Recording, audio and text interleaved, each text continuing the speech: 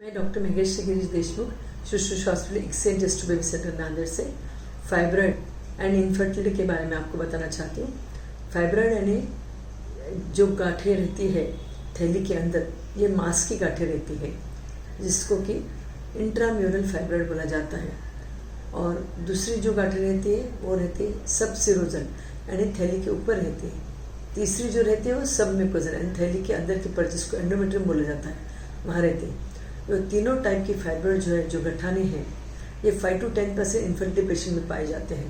पर अगर इसका साइज इंट्राम्यूरल का यानी मांस के अंदर के गठान का 4 सेंटीमीटर के ऊपर हो गया, या ये 3 या 4 की मात्रा में मांस में है नंबर में, या अगर ये गठान अगर थैली की गद्दी के अंदर है जैसे सबम्यूकोजल बोला जाता और उसका साइज 2.5 सेंटीमीटर के ऊपर है, तो ऐसे पेशेंट्स में डेफिनेटली एक तो मायोमेक्टोमी करनी चाहिए।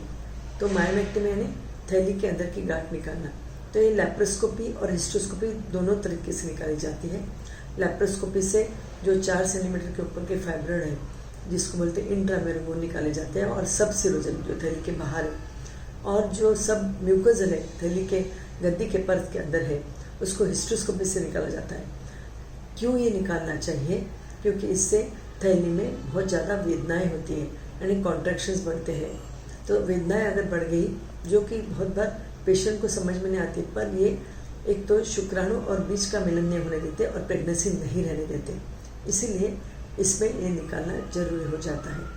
तीसरी चीज़ ये है कि इससे क्या होता है, और एक चीज़ है, इसमें एंडोमेट्रियम रिसेप्टिविटी भी कम हो जाती है फाइब्रॉइड में। अगर सबम्यूकोजल फाइब्रॉइड नहीं निकाला गया हिस्ट्रोस्कोपी से, तो इन पेशेंट्स में इनफर्टिलिटी के चांसेस बढ़ जाते हैं।